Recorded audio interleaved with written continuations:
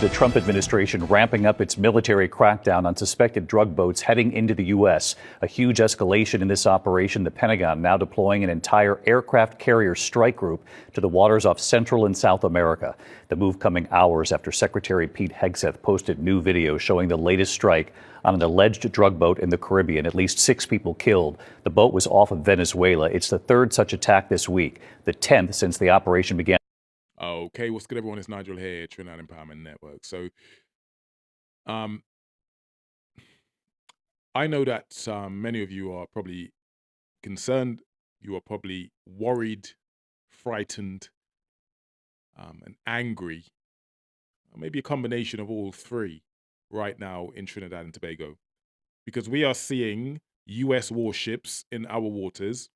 We're seeing talk of conflict. And we're seeing viral claims that war correspondents have arrived in Trinidad and Tobago. So tonight I'm going to try and break down what's confirmed and what isn't confirmed. And essentially, I'm going to give it to you as plainly as I can what this means for us in Trinidad and Tobago. Because from where I'm sitting, it appears the people that should be bringing you the up-to-date information have gone MIA, missing in action. So let's start with Washington. The Pentagon has officially confirmed that the USS Gerald R. Ford, America's largest aircraft carrier, is now deployed to the Caribbean and South America, or the South American region. And the official reason still remains, the official reason from them, from the Pentagon, still remains to combat drug trafficking and illicit networks. I told you I feel anger because these people are insulting us. You do not send an aircraft carrier to chase drug speedboats or alleged drug speedboats. So analysts have been clear that this is clearly about pressuring Venezuela and projecting US military dominance in the hemisphere. At least 6 people killed. The boat was off of Venezuela. It's the third such attack this week, the 10th since the operation began last month. Now the U.S. military is sending the USS Gerald Ford carrier group to the region, thousands of U.S. troops on board. ABC's Martha Raddatz leading us off tonight. You don't need an analyst, you don't need an expert to tell you this. You could see it with your very own eyes. As much as they would like you to not believe your lying eyes, you can see what is happening with your very own eyes. In the last 72 hours, the US confirmed another lethal strike on a suspected drug smuggling boat. No evidence so far, but a suspected drug smuggling boat that killed another 6 people, allegedly. Now, we know that is real. They've confirmed this. They say it was in international waters, again, but where exactly, no one knows. They didn't exactly specify where it happened. The Caribbean, a dramatic escalation in what President Trump calls his war on drug cartels. This as a deadly new airstrike obliterated a suspected drug boat. Secretary Pete Hegseth posting video of that overnight attack, the boat taking a direct hit, exploding in flame. What raises concern here, is the more these operations expand in the Southern Caribbean Sea, the closer they get to Venezuela, and of course, the closer they get to Trinidad and Tobago. That should come as a huge concern to everyone. Now let's move to Caracas. President Nicolas Maduro has, as you know, you may have seen in the last few days, publicly accused the US of fabricating a war against Venezuela. And of course, against the Caribbean, essentially. His defense minister has ordered coastal defense exercises, meaning Venezuela's military is now on high alert. They are now mobilizing troops along the coast, ready for any confrontation that appears imminent, that appears to be coming their way. So the risk right now isn't a declared war. The risk right now isn't a declared war. And that should come as good news, I suppose. It should come as good news. But as we know, one wrong move out at sea and this region could ignite overnight. So here's where Trinidad comes in. Here is where we come in. So right now, the US destroyer, USS Gravely, is docked in Port of Spain. The USS Ford carrier strike group heading to the region. That carrier, bristling with firepower, including F-18 fighter jets, missile launchers, and attack submarines, adding some 5,000 American forces to the 10,000 already in the region. It's docked in Port of Spain, again, officially for training with our defense force. That's the official reason. Again, I know, but I can only tell you what's official from the Pentagon and from the Trinidad government. Our leaders say it's a friendly visit. Yes, I know. I'm sorry, but this is what they say. I'm not going to pretend that this doesn't send a signal. It sends a signal to Venezuela. And it's clear that Trinidad has chosen a side. Forces to the 10,000 already in the region.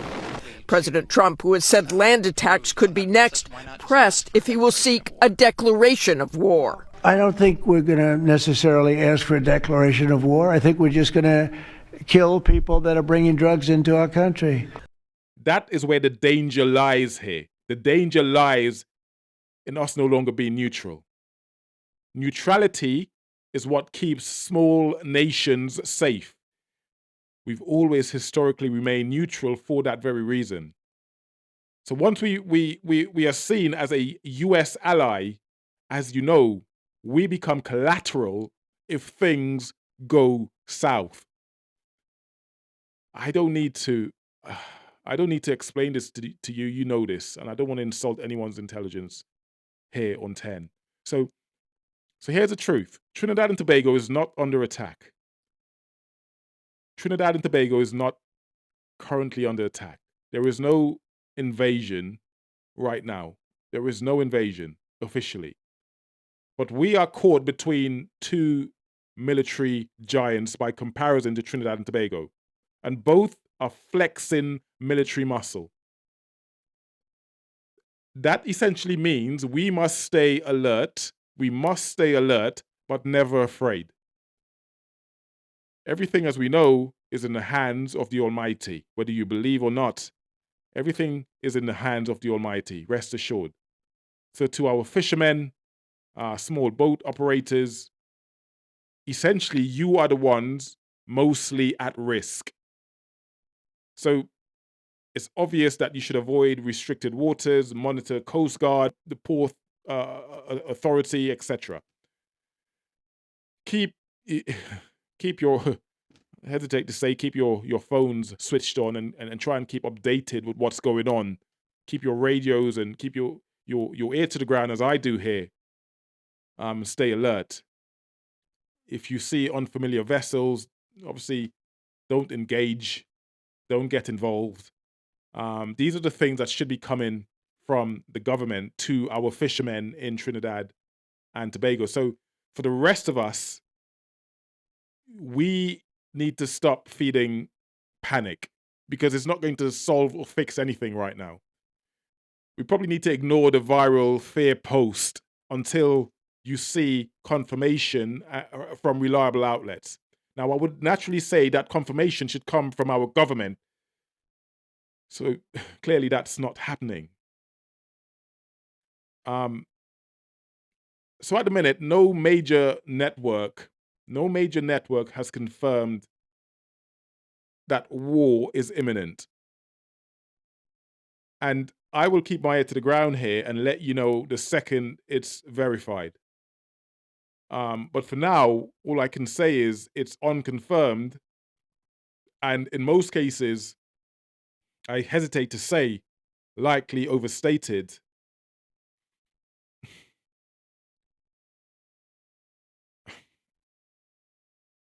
But essentially, none of this makes any sense, Trinidad Empowerment Network. All I can say is if Washington, the Pentagon or Caracas releases new statements, I will break them down here. I will do it fast. I will be factual, and I'll be as honest as I can. At the minute, all I can say is that we must stay grounded and stay calm and of course, stay as ready as you can. There is not much else I can say on this. This is so vague that to speculate, to scaremonger is not the thing to do right now. It's not literally not the thing to do right now. So I would advise that, as usual, I'd advise you to stay safe, stay informed, and remember this: power belongs to the people, or to a people who understand the truth. So that's it. There isn't much else to bring you here.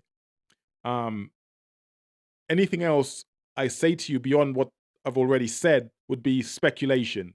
And in these times, it's probably best not to speculate on what's happening here. Yes, we can use our own judgment. We could see and look at what's happening and come to our own conclusion. You can't randomly just blow up the enemy without identifying them and accusing them of crime unless you're at war.